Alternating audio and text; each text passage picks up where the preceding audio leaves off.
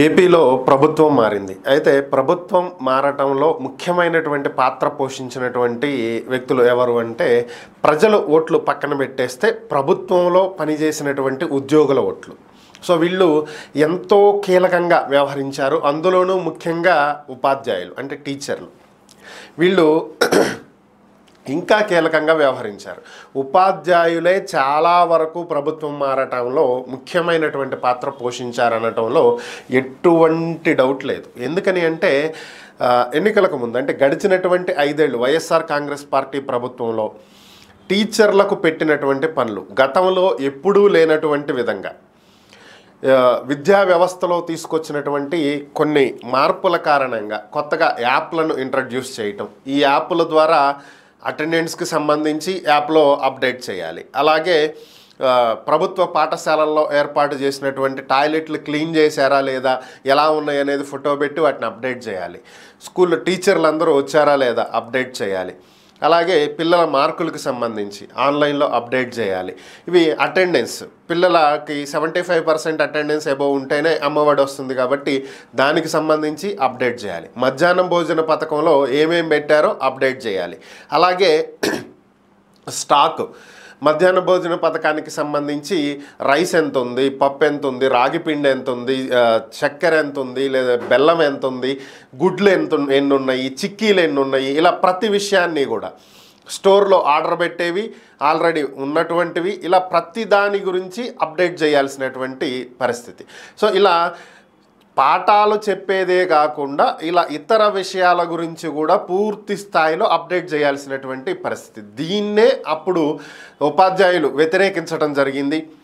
గత ప్రభుత్వంలో వ్యతిరేకించినటువంటి నేపథ్యంలో దీన్ని ఈ ఒక్క క్లాజ్ని అడ్డం పెట్టుకుని అప్పుడు ప్రభుత్వం కూడా చాలా తెలివిగా వ్యవహరించింది. ఏంటంటే ఉపాధ్యాయులని బోధనేతర పనుల నుంచి తప్పిస్తున్నాము అని చెప్తూ ఎన్నికలకు ఉపాధ్యాయులే డ్యూటీ చేయాలి. అయితే అది కూడా బోధనేతరమైనటువంటి పనే కాబట్టి ఉపాధ్యాయులు ఎన్నికల విధుల్లో లేరు అని చెప్పి ఒక కొత్త విషయాన్ని తెర మీదకు తీసుకొచ్చింది. కానీ అది సాధ్యపడలేదు. కోర్టులు కూడా దానికి అంగీకరించలేదు ఓవరాల్. ఎందుకంటే ఎలక్షన్స్ అనేవి ఏమి ఒక పోలింగ్ బూత్లోనో 2 పోలింగ్ బూత్లోనో జరిగేవి కాదు కదా. రాష్ట్ర వ్యాప్తంగా ఉన్నటువంటి 5 కోట్ల జనాభాలో దాదాపు 3 కోట్ల మంది కన్నా ఓటింగ్ ఉంటుందిగా.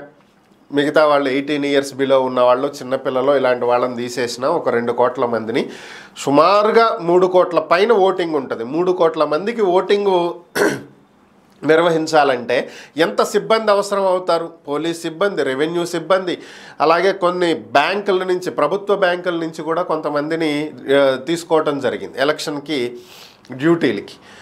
సో మరి ఇంతమంది అవసరం అయినప్పుడు వారం తప్పించడం అంటే కుదరదు కదా. సో సచివాలయ వ్యవస్థను వాడదాము, వాళ్ళకు ఉద్యోగాలు ఇచ్చింది మనమే కాబట్టి మనకు అనుకూలంగా వ్యవహరిస్తారనేటువంటి ఆలోచన గత ప్రభుత్వ పాలకుల్లో నడిచింది. అయితే ఓవరాల్గా సీన్ కట్ చేస్తే అవన్నీ జరగలేదనుకోండి, అయిపోయింది.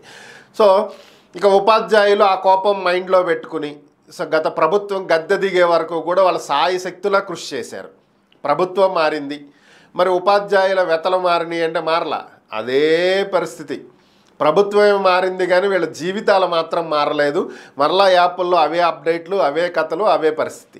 సో ఈ గోడంతా తీసుకొచ్చి విద్యాశాఖ మంత్రి లోకేష్ దగ్గర వాళ్ళు వెళ్ళబోసుకున్నారు. బాబు మా పరిస్థితి ఇది, బోధనేతర సిబ్బంది లేరు, ఆ పనులు కూడా మాతోటే చేపిస్తున్నారు, మాకు చాలా కష్టంగా ఉంది, మాకు ఈ పనులే చెయ్యాలా, మేము పిల్లలకి పాఠాలే చెప్పాలా, మాకు గనక ఈ పనులు తగ్గిస్తే పిల్లల్ని చాలా అద్భుతంగా తీర్చిదిద్దగలుగుతాం మేము అని చెప్పి వాళ్ళు చెప్పారు. సో వెంటనే లోకేష్ స్పందించేసి ఇక టీచర్లు ఎవరికి కూడా వేరే పనులేవి చెప్పకండి అని చెప్పి అధికారులకి స్పాట్లో ఆదేశాలు కూడా ఇచ్చేశారు.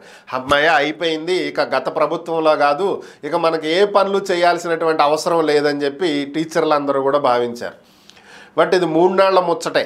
అంటే ఏం జరిగింది అంటే, ఇది ఏదో కామెడీగా చెప్తున్నది కాదు, రియల్గా ఏంటి అంటే అక్కడ చెప్పారు, అందరూ సంతోషించారు. ఓకే లోకేష్ గారు మీరు బాగా పనిచేశారు, మా కోసం ఆలోచించారని చెప్పి టీచర్లు అందరూ ఆయన మెచ్చుకుని బొక్కే ఇచ్చి శాలువా కప్పి వెళ్ళిపోయారు.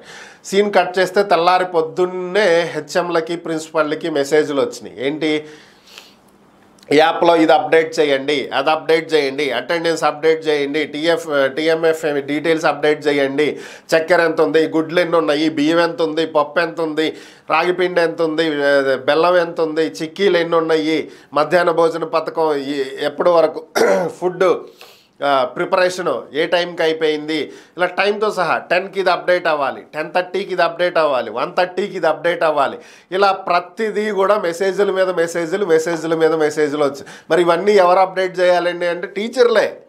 సో బోధనేతర సిబ్బందినేమి స్పెషల్గా నియమించలేదు కదా ప్రభుత్వ పాఠశాలల్లో. సో మరి అప్డేట్లన్నీ ఎవరు ఇవ్వాలి? టీచర్లే ఇవ్వాలి.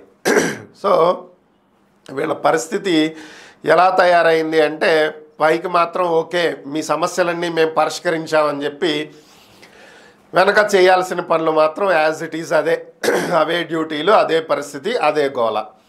సో ఓవరాల్గా గత ప్రభుత్వం హయాంలో ఉన్నటువంటి సమస్యలు ఇప్పుడు పరిష్కరించేశారు, మేము బయటపడ్డాం అనుకున్నటువంటి టీచర్లకు మరొక షాక్ ఇచ్చారు. ఓవరాల్గా బాగా పంగనామాలు పెట్టి పంపించారని చెప్పి టీచర్లే మాట్లాడుకుంటున్నటువంటి పరిస్థితి.